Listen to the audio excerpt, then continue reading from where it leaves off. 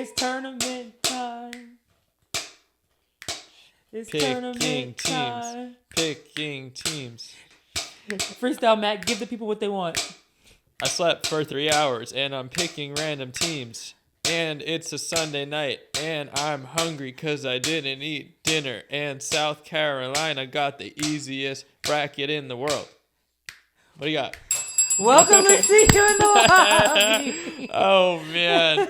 We get more and more Sunday deranged. night edition. I was about to say the later that we film, the more deranged that and our we don't takes have are gonna tequila, get. friends, so. Yeah, we don't know. Yeah, to be clear, this is a completely sober episode for completely sober. For anyone. So imagine how good his freestyle would have been if he wasn't. Also very Stay true. tuned. Although maybe I should have had a built-in excuse in case I have any outrageous picks. But here we go. Most wonderful time of the year. It really is the most wonderful time of the year. We are here, Selection Sunday. The bracket is live. We should probably start off by saying that if you guys are filling out a bracket, you got to be doing it with us. We all fill out multiple brackets, so you might as well go to GamingSociety.com. We got a bracket challenge going. We do. Our first Perfect ever. Bracket. Our first ever. You want to be challenge. a part of the first ever Gaming Society bracket. 100%. You get a perfect bracket, which is very easy. I've heard. Very easy. Very I've done easy. it. I think like 3 or 4 times I've done it. On both men's and women's side. Like, Right. I probably should be in the Right, and Book of World you've Records. parlayed both brackets together for a perfect bracket. Mm-hmm. Yeah. So if you get that, you get $100,000. $100,000. Which is a pretty sweet deal. Matt and I take a commission on that, but. Right, and if you're single, let me know. Oops. Lexi, you didn't hear that. Oops. Where did that come from? No, but first place gets $1,000 and Chelsea Gray. And even more importantly, Chelsea Gray signed merch. Jersey and shoes. The Gaming Chelsea Society Gray. advisor. I heard Chelsea. It's kind of like Mike's secret stuff. If you put the jersey and the shoes on, you kind of absorb Chelsea's skills. Is that how that works? That's what I heard. Oh, maybe, I don't know. Maybe, that's just what I heard. Maybe Duke could use some of that luck this year. Ooh, Anyway. All right, let's roll in. Let's do it. Our first big topic of the day after we are just literally like an hour after the bracket is out. So, Marissa, I want to hear which region to you feels like the toughest one so far. To me, Greenville 2. Okay, you know what? Not to Actually, be confused with break. Greenville 1. Break. We're 5 seconds in already. We need names for these regions. I cannot be out here calling things Seattle give me your 3. 4 most ridiculous names. I think you give them people names. All right, let's go through. Like Brittany. The Aaliyah Boston. The Brittany bracket. That doesn't even mean anything. We have a Chad bracket. Just give me something I can remember in my brain. All right, but okay. Okay, we'll save that. We'll save that. But no, Greenville 2 for me. I think I'm just not sold on Utah as the number 2. In Indiana, I've said this since they were getting potential votes for number 1 in the country. I kind of think they're frauds. Fraud alert. I think they're a good team, but I just don't think they've been battle tested enough. The Big Ten is very, very tough, but they're just kind of up and down for me. And then losing to Ohio State. That was a bad loss. Very bad loss. In Big Ten tournament, that's just not the way you wanted to enter as a number 1 seed, your first number 1 seed. But hats off to them for the progress they've made as a team. But I think this is the most competitive and jumbled bracket. Indiana, our team, Washington State, Nova, Michigan, UNLV, LSU, NC State, Utah. Like, I think those are all teams that have a legitimate chance. Yes. Of making it out of the bracket. Like all teams that range from wouldn't be surprised if they get knocked out early or wouldn't be surprised if they actually went all the way. I think we said this a lot about this tournament where it feels like more parity than ever. Take out South Carolina. But everybody else, it feels like they've had great wins, great losses. How do you judge that? Yeah, so that's why for me, and even like throw Miami, and there's some teams that I didn't mention but could get hot, and that's what is so underrated about the tournament in some ways, in my opinion, is your lucky stars have to be aligned. Even in South Carolina, like everything has to almost go perfectly for you to survive and advance. And sometimes it doesn't go down to what's on paper. You have to have the perfect shooting night. Like I always go back to my junior year, Elite 8. We were the number 1 seed. Stanford was number 2. And it was very similar to this year with Stanford and Iowa's, who was going to get that last number 1 spot. Yep. And it was the year, actually, I don't know if we were the last number 1. It doesn't matter. But it was one of those years for us that everybody on the outside said we were a Final Four team, should be national championship team, and we knew it inside. I mean, I think we had 4 All-Americans in our starting 5 that year. Must be nice. And it was Lang, Harp, Ashley, all that, like that group their senior year. And Lang was playing out of her mind. Like, I think she led the country. Well, I think 3 times in a row she did. I think she was shooting like 74% from the field, as Lang does. But anyway, it was just, I think the score was like 97-92. Jeez. There was no defense played. My favorite kind of game. Yeah, but it just wasn't, the stars weren't in line for us. Candace Wiggins went off. I think she had like 40 on us. But it was just one of those things. Like, we could have been a Final Four team. But I give that whole long story to say, like, so much is just about it being your night and you're like timing. Yeah. So, and that's why I think this bracket is the hardest, in that there's a lot of parity in it and a lot of teams. But I was gonna say, for me, I'm looking with basically the same lens at this Seattle 3 bracket. But just looking up and down, it's a ton of teams that have had big time wins, a ton of teams that have had weird losses, teams that are battling injury, teams that are suddenly good, suddenly bad. Virginia Tech, to me, is the team that I'm looking at as possibly the first number 1 out. So they seem vulnerable to me. UConn has AZ Fudd just coming back from injury, and I don't think we've had a true AZ Fudd return yet. I think that's going to matter a whole lot. Ohio State, I kind of was calling them frauds for the end of the year, and then they come back and beat Indiana in the Big Ten tournament, which is a big deal. I know they got absolutely roasted. I need a timeout. Can I get a 30-second timeout? I need a 30-second timeout. Go. You're talking about 2 fraudulent teams playing Indiana and Ohio State. So one of the fraudulents was going to win. It's kind of a little bit of a fraudulent bracket. This is the fraudulent side. Yeah, but of the bracket. you're saying that them beating Indiana is like gives you hope for Ohio State. Why wouldn't it?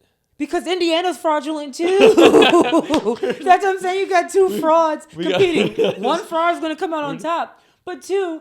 They beat Indiana, but got smacked. Oh, they got smacked by Iowa in the championship. So I'm just saying. Further proves that they're frauds. Again, we've now had 2 frauds. We'll keep a running list of how many times we call teams frauds.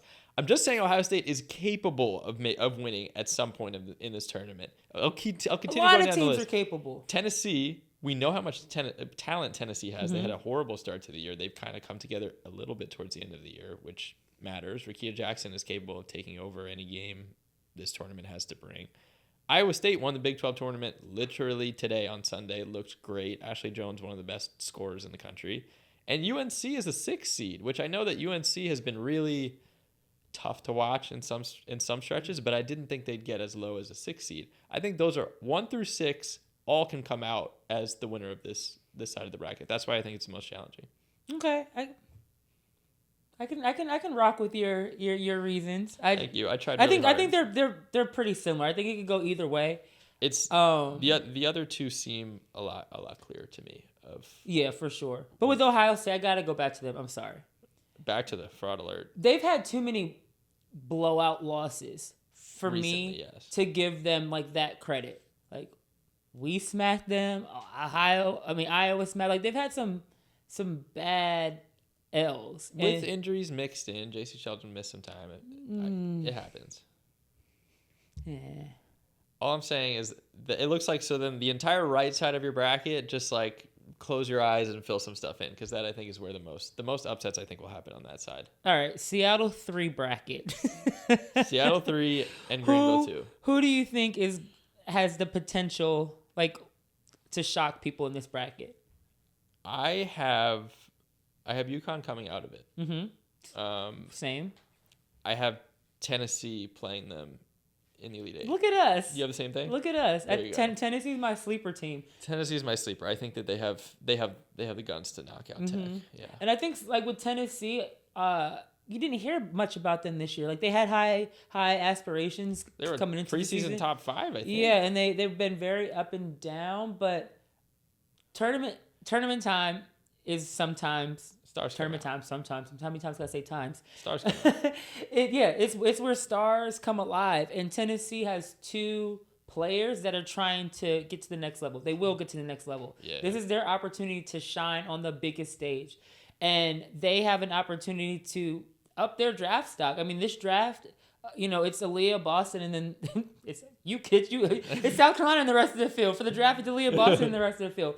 But this is still a very open-ended draft, so they have an opportunity. Not too many people are talking about them. Tennessee has a lot to play for. It's Aaliyah, it's Diamond, it's Haley, but they have an opportunity on this big stage to show what they're made of, and I truly think... we talked about it. We think Rickea Jackson is one of those players that if she has a really nice tournament run, we might start thinking of, is she the number 3 pick? Is she maybe even the number 2 pick? She has that type of talent. For sure. And then when people start buzzing about it and they're talking about her, I think we're going to see a lot out of those 2 seniors in the tournament. Okay, I'm psyched.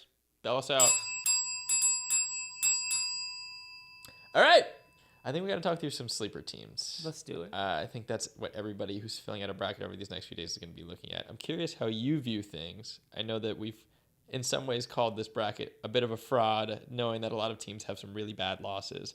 But when I'm looking at sleeper teams, I'm kind of looking at who's just had a really good win here or there to prove that they're capable of showing up in a big moment. And I'll give the first one. I think we could see Middle Tennessee State make a little bit of a run. I think it was M. Adler on Twitter who said, Colorado is food. and it's an excellent point. I think Middle Tennessee State, as a team that has its one big statement win in beating Louisville by I think like 18 points or something like that earlier in the season, they're also a team that, as you pointed out, is historically a pretty good mid-major. I can see Middle Tennessee State as a team that at least wins one game.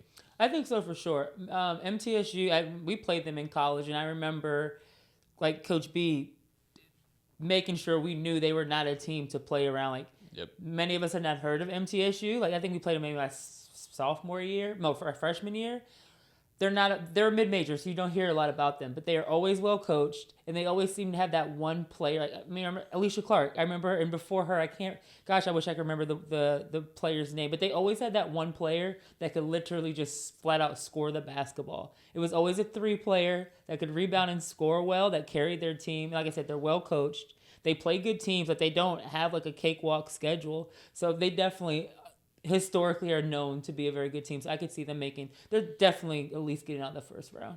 That's an 11 seed, so that would be a decent size upset. Yeah. If I'm the coach on the opposing end, it's definitely a game you have to take extremely seriously.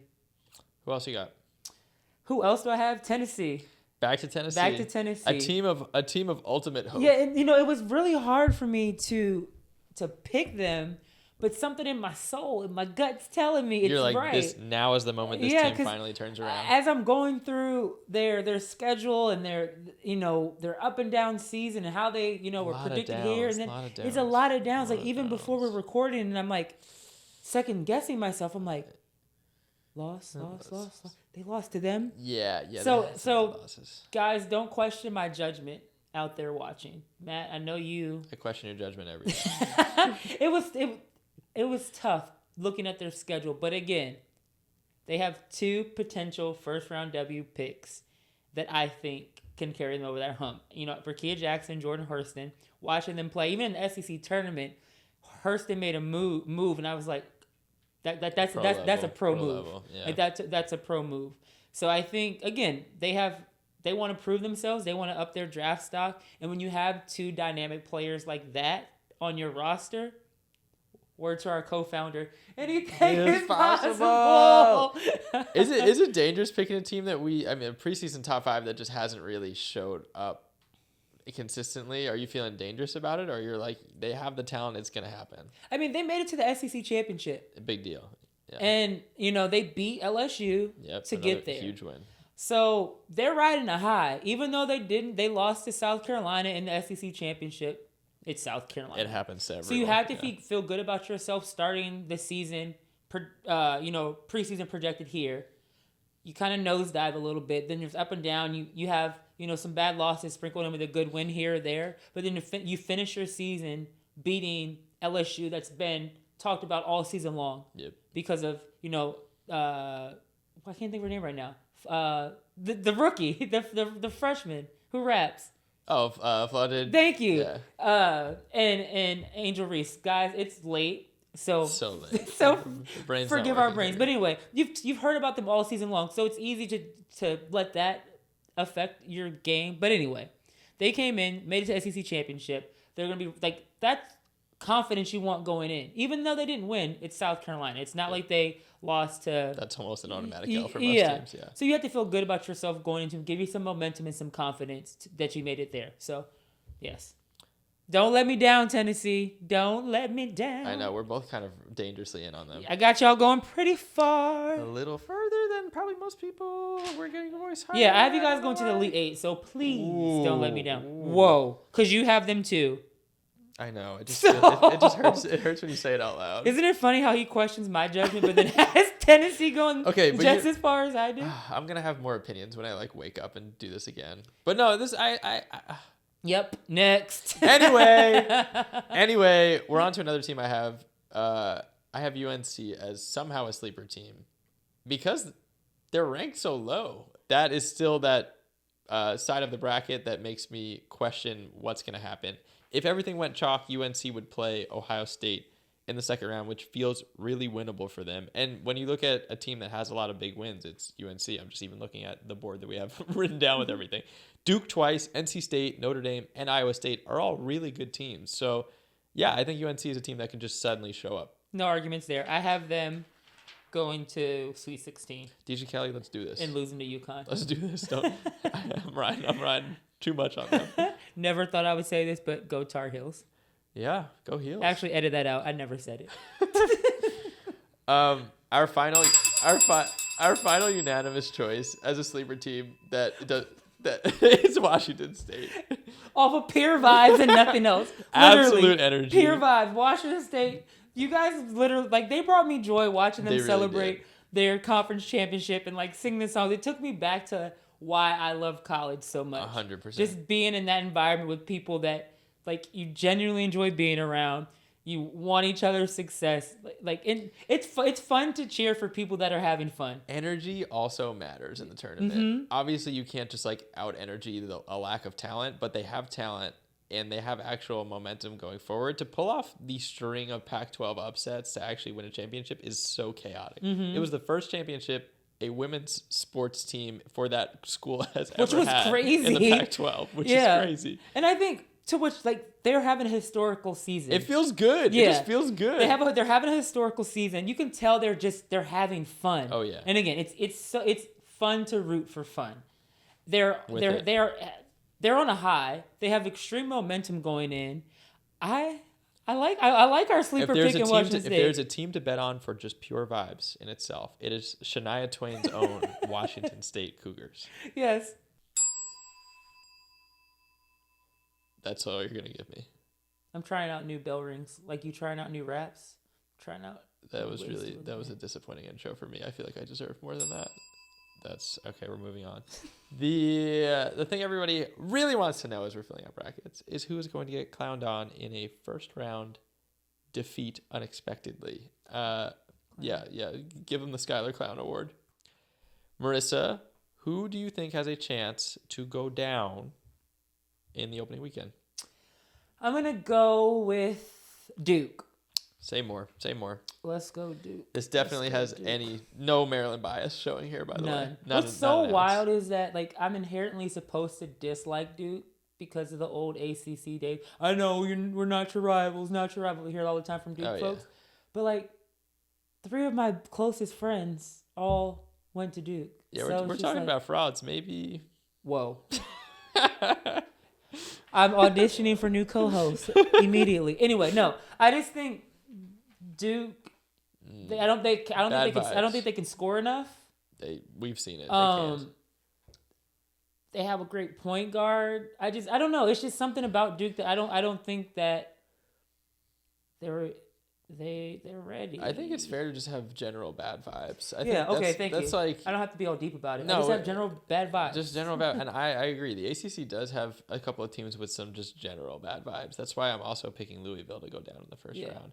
Another team that, I know that they lost Emily Anxler. I know they lost Candace Smith, but I still thought they'd be a hell of a lot better than they are this year. Drake is a competent enough team that has beaten Nebraska. They have a top 25 win to their name. I don't know. Just again, off of general feeling, like Louisville has never impressed me really at any point this season. Same. I can see them going down. Same. No, I agree. Yeah, Van Leaf, you haven't really heard much about her this year. Not been a great year for her. And then Duke, like when I watch them, they're very like methodical and stagnant. I don't really look at them like and see free flowing basketball and just like yeah. I don't. They're chuggy. Marissa just learned the word chuggy. Like just learned it. That's definitely. They're not chuggy, by the way. That does not fit this. No, I used it wrong. No, you definitely used it wrong. Dang. You have ick.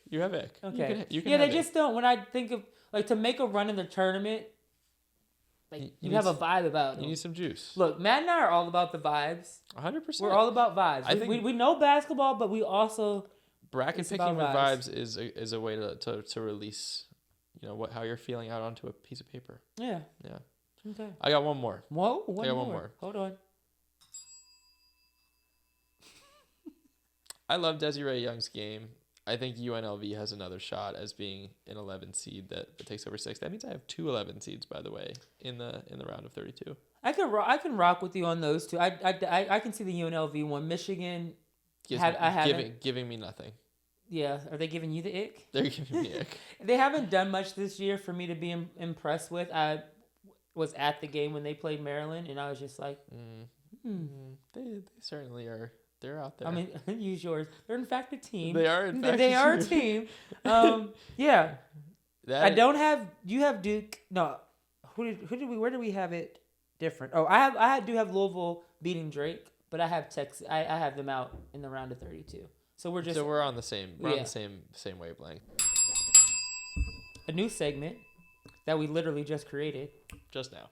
Called Rapid Fire Picks with no context. No context. Ready? 8-9 picks are usually such a toss up. Spicy. So here we go. Ready? We're gonna do. What's our countdown? One. But first, we gotta say the matchup first. Okay, go. South Florida Marquette. Okay. 3, 2, 1. South Marquette. Florida. Oh! Next. Ole Miss Gonzaga. 3, 2, 1. Ole Miss. Ole Miss. Ooh, okay. We're good. 3. Oklahoma State, Miami. 3, 2, 1. Miami. Oklahoma. Ooh, okay. Next one. USC, South Dakota State. 3, 2, 1. South USC. Dakota State. Oh! Okay. It is 11 p.m. and you know what that means? It means the bracket is live. It's live. It means it's live. Please head to thegaming.society.com/bracket where you can actually enter the first ever Gaming Society bracket challenge with our sponsors On Her Turf and Rough and Tumble. Shout out to them.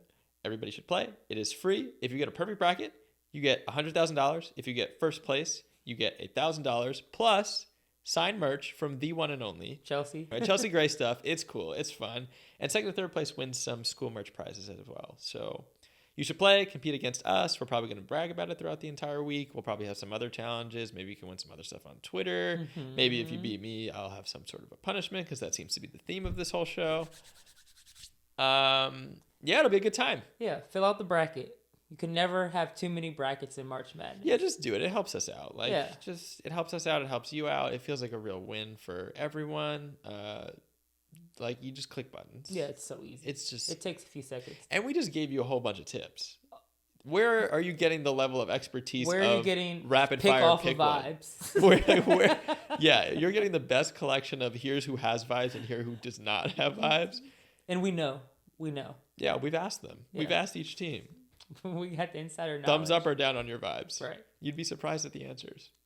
Stay tuned the rest of the week because we have some fun guests coming on the show. We're going overkill with episodes. Cast. We have 5, 6, maybe even 7 folks that played in the tournament, went really far in the tournament, have some legendary records in the tournament, somebody that I may have beat in the tournament. So it's going to be fun. Tune in later on the tournament. Gosh, so many tournament. Count how many times I said tournament and you got to take a shot for every time. I said tournament. But Sweet 16 game exciting. We're rolling out something called Bet Club. We will have Bet Club. more on that later, but another opportunity to stay engaged during the tournament, win some cool prizes, maybe even some See You in the Lobby merch that you guys have been asking for. She's here. And as we're always, putting the game in a game. Go Terps! Terps! Go Terps! Except when they play South Carolina. Oh, God. Oh, God. Go Terps. All right. Peace out. That was unhinged.